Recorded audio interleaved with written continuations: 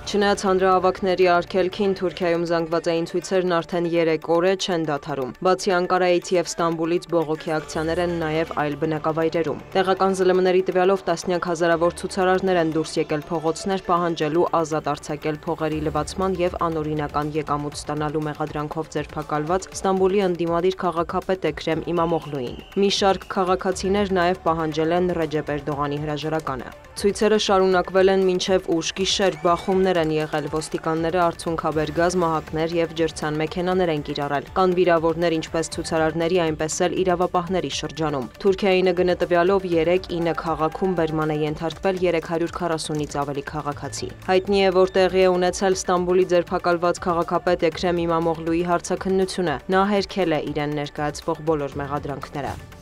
Չնայած Վաշինգտոնի միջնորդությամբ հնարավոր հրադադարի մասին քննարկումներին Ռուսաստանը եւ Ուկրաինան հայտնել են փոխադարձարվածների մասին։ Ուկրաինական կողմի տվյալով գիշերը 179 ԱԹՍ է արձակվել երկրի ուղղությամբ։ Կիևում պայթյուններ են լսվել, կան ավերածություններ։ Զապորոժիայում եւ այլ բնակավայրերում խաղաղ բնակիչներ են զոհվել։ Ըստ ռուսական կողմի ուկրաինական ուժերն էլ թիրախավորել են Ռոստովի մարզը։ Բնակելի շենք է վնասվել, կան տուժածներ։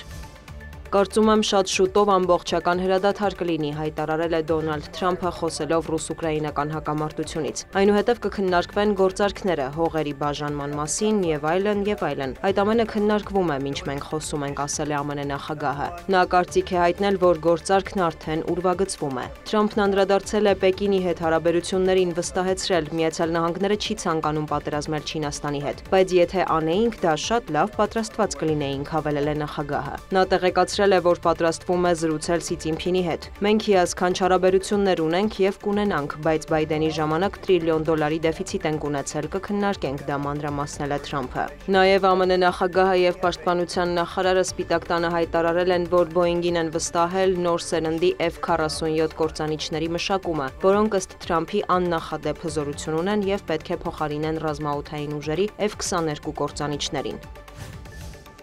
Ուկրաինայում պատերազմին է անդրադարձել ԱՄՆ նախագահի հատուկ բանագնաց Սթիվ Ուիթկոֆը, որ նորերս Մոսկվայում հանդիպել էր Վլադիմիր Պուտինի հետ։ Նրա խոսքով Կիևը եւ Մոսկվան կարող են շուտով պայմանավորվել Սև ծովում ռազմական գործողությունների մորատորիում սահմանելու մասին։ Ամերիկացի պաշտոնյան հավելել է, որ Թրամփ-Պուտին հանդիպումն էլ կարող է անցկացվել առաջիկա ամիսների ընթացքում։ Սթիվ Ուիթկոֆը նաեւ կարծիք է հայտնել, որ ռուս-ուկրաինական պատերազմի ամենամեծ խնդիրը Ղրիմի, Դոնբասի, Զապորոժիայի եւ Խերսոնի շրջանների կարգավիճակի հարցն է, որոնք Կիևը հրաժարվում է ռուսական ճանաչել։ Այդ տարածքները ռուսախոս են, այնտեղ անցկացվել են հանրաքվեներ, բնակչության ճնշող մեծամասնությունը հայտարարել է, որ ցանկանում է լինել Ռուսաստանի իշխանության ներքո։ Երբ այս տարածքների հարցը լուծվի, կսկսենք շատ դրական խոսակցություններ ունենալ, ասել է ԱՄՆ նախագահի բանագնացը։ Պատմելով իր եւ Ռուսաստանի նախագահի հանդիպման մասին, Ուիթկոֆը հայտնել է, որ Պուտինը նվեր է փոխանցել Սպիտակ տան ղեկավարին։ Խոսքը Թրամփի դիմանկարի մասին է, որը պատկերել է ռուս հայտնի նկարիչներից մեկը։ Նաեւ Վլադիմիր Պուտինն ասաց, որ անհանգստացած էր, երբ Թրամփի դեմ մահափորձ կատարեցին։ Նա գնացել է եկեղեցի եւ աղոթել իր ընկերոջ համար, ասել է Ուիթկոֆը, հավելել, Թրամփն անչափ հուզված էր լսել դա եւ ստանալ նվերը։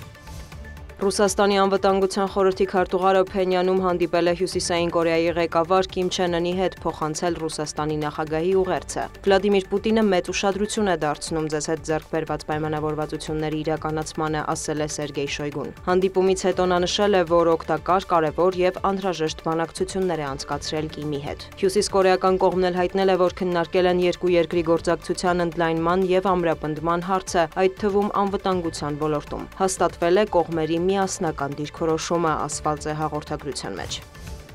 Մերձավոր Արևելքում լարվածությունը պահպանվում է, ամերիկյան ուժերն անցած շաբաթվանից ավիահարվածներ են հասցնում Եմենին, մեղադրելով հութիներին Կարմիր ծովում ամերիկյան, իսրայելական եւ այլ երկրների նավերը ինքնաթիռները հրթիռակոծելու եւ ամբողջ աշխարհի տնտեսությանը միլիարդավոր դոլարների վնաս հասցնելու համար։ Հութիներն էլ հարվածել են տարածաշրջանում ամերիկյան ռազմածովային ուժերին եւ Իսրայելի Բեն Գուրիոն օդանավակայանին։ Անսար Ալլահ շարժումը նախազգուշացնում է, կանգ չեն առնի, քանի դեռ Իսրայելը ռազմական գործողություններ է իրականացնում Գազայի հատվածում եւ սպանում պաղեստինցիներին։ Զուգահեռ Գազայի հատվածում մարտերը շարունակվում են։ Իսրայելի պաշտպանության նախարարը հայտարարել է, Ցահալն ընդլայնելու է Գազայի հատվածում ազդեցությունը, քանի դեռ Համասը չի վերադարձրել պատանդներին։ Իսրայել կացը հրահանգել է զինվորականներին ավելի շատ տարածքների նկատմամբ վերահսկողություն հաստատել։ Հայտնի է, որ հրադադարից հետո վերջին օրերին Գազայի հատվածում հարյուրավոր մարդիկ են զոհվել եւ վիրավորվել։ 2023 թվականի հոկտեմբերից ի վեր զոհերի թիվը հասնում է 50,000-ի, վիրավորներինը 114,000-ի։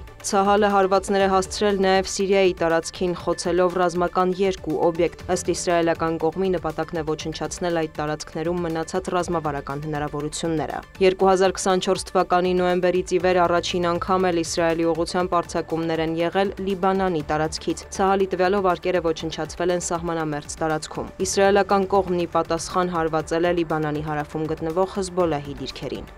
Դիանա Գասպարյան, լուրեր։